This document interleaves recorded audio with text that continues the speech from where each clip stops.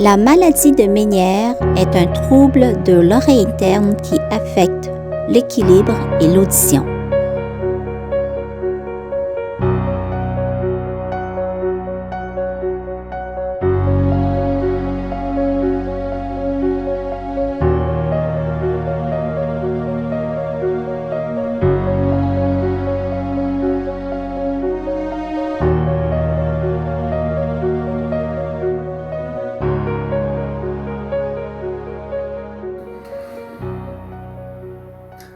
Lorsqu'on s'intéresse à la maladie de Menière ou au syndrome de Menière, on doit considérer l'organe de l'oreille.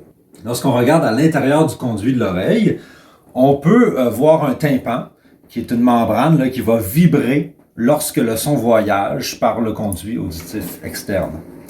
Les mouvements du tympan ici vont faire bouger 3 osselets qui sont attachés derrière le tympan. Et ces mouvements mécaniques vont faire bouger du liquide ici à l'intérieur de l'oreille interne dans cette structure qui a une forme d'escargot essentiellement. Et donc cette partie ici qui est l'oreille interne et qui comprend également cet ensemble de 3 canaux là, en demi-boucle ici, c'est tout ce qu'on appelle l'oreille interne, c'est tout rempli de liquide. Ce qu'on comprend, c'est que ces liquides à l'intérieur de l'oreille interne gagne en expansion de façon anormale.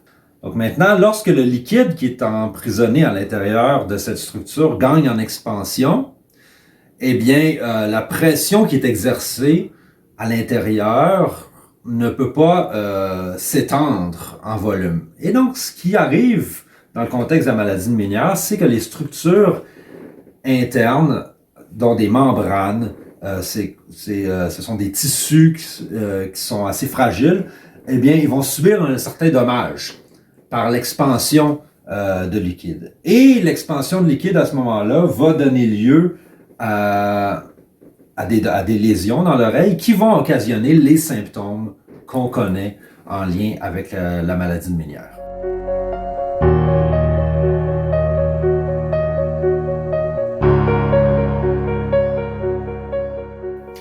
Les patients atteints de la maladie de Menière rapportent généralement 4 symptômes classiques là, qui sont présents chez la plupart des cas de Menière. Donc on parle évidemment de vertige, d'une perte auditive, d'un acouphène, ainsi qu'une sensation de pression à l'intérieur de l'oreille.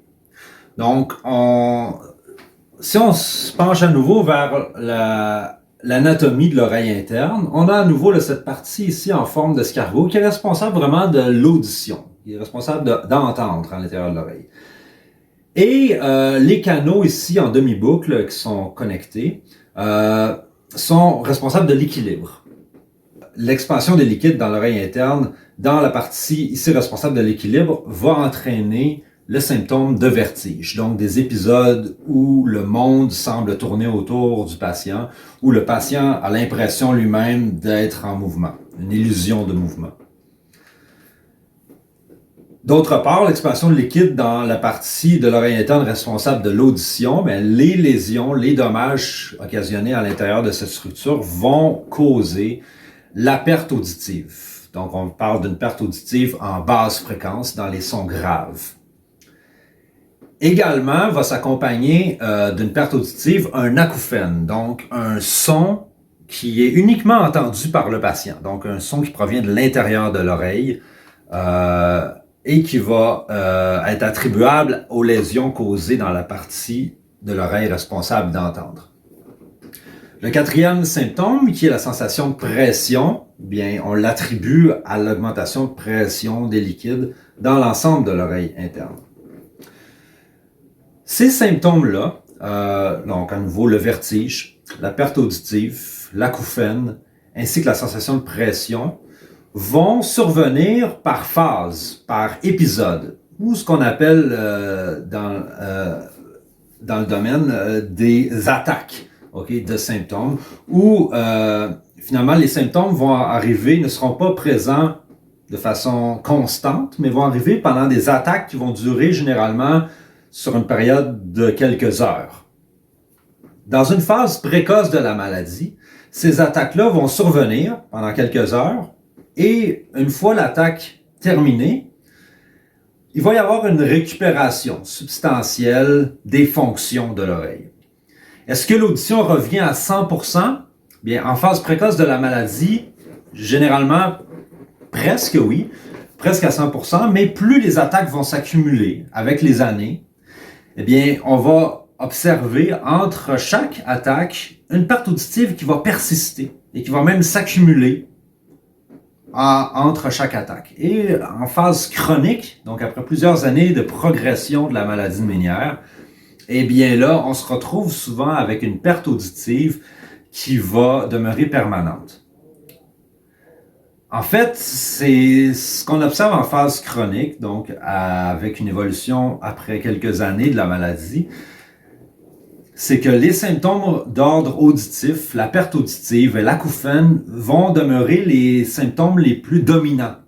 Alors que les attaques de vertige, qui étaient très frappantes en phase précoce de la maladie, vont avoir tendance, généralement, à s'atténuer dans leur intensité en phase chronique, donc après plusieurs années de progression de la maladie. Et c'est vraiment les symptômes d'audition, de perte auditive et d'acouphène qui vont dominer à ce moment-là.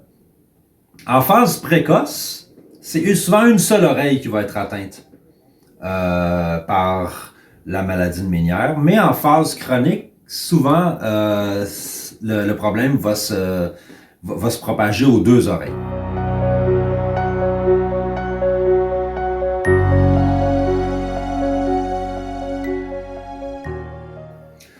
Si on pense à la trajectoire de soins par laquelle les patients vont passer, eh bien, d'abord, on veut confirmer qu'on a affaire à un diagnostic de la maladie de Ménière. Pour ça, on doit se tourner vers les professionnels de la santé qui sont pertinents à poser un tel diagnostic. Et en premier lieu, là, il s'agit du médecin otorhinolaryngologiste, donc le médecin spécialiste des oreilles, qui va poser un diagnostic sur la base de résultats cliniques. Le premier résultat clinique pertinent, bien, c'est l'histoire de cas. Donc, ce sont les symptômes rapportés par le patient qui vont être utiles à confirmer un diagnostic de la maladie de Ménière. Un deuxième outil diagnostique pertinent pour confirmer un diagnostic, ce sera le test d'audition, donc un audiogramme, qui sera effectué par l'audiologiste. Dans la plupart des cas, ces deux outils diagnostiques sont suffisants à confirmer un diagnostic de la maladie de Ménière, mais il arrive parfois que certains patients présentent un profil qui ne soit pas 100% clair, et alors là, d'autres outils diagnostiques peuvent aider à confirmer un diagnostic de la maladie de Ménière. On pense alors à des outils diagnostiques tels que les potentiels évoqués myogéniques vestibulaires, à l'électrocochléographie, à la nystagmographie et à la Video Head Impulse Test.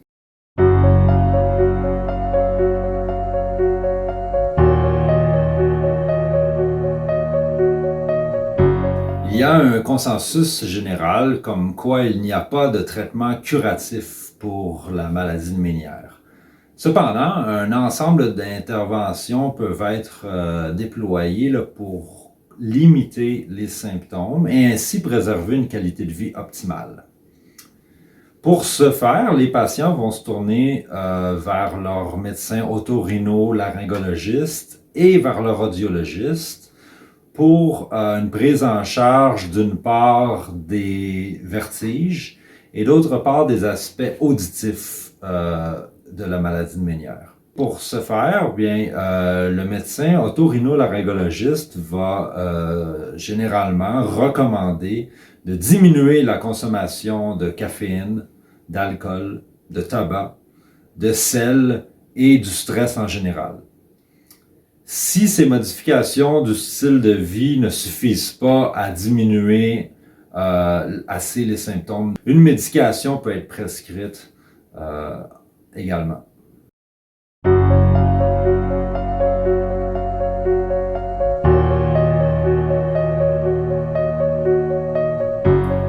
Quant aux symptômes d'ordre auditif, dont la perte auditive et l'acouphène, eh bien, les patients se tournent vers l'audiologiste qui va s'assurer d'équiper les patients avec souvent une prothèse auditive qui va permettre de pallier à la perte auditive et ainsi préserver une audition fonctionnelle pour maintenir la communication dans les contextes sociaux et professionnels.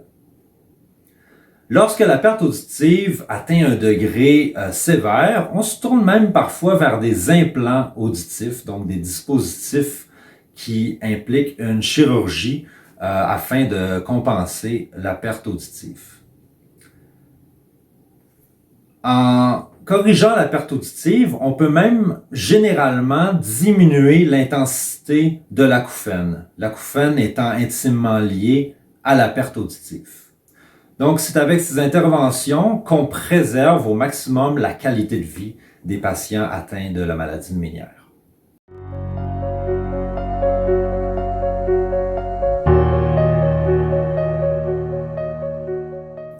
J'aimerais partager 3 conseils avec les patients qui sont atteints de la maladie de Ménière.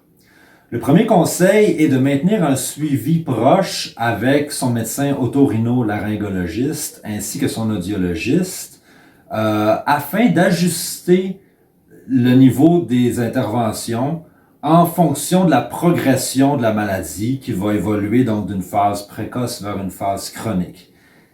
Les interventions appropriées peuvent alors varier dans le temps.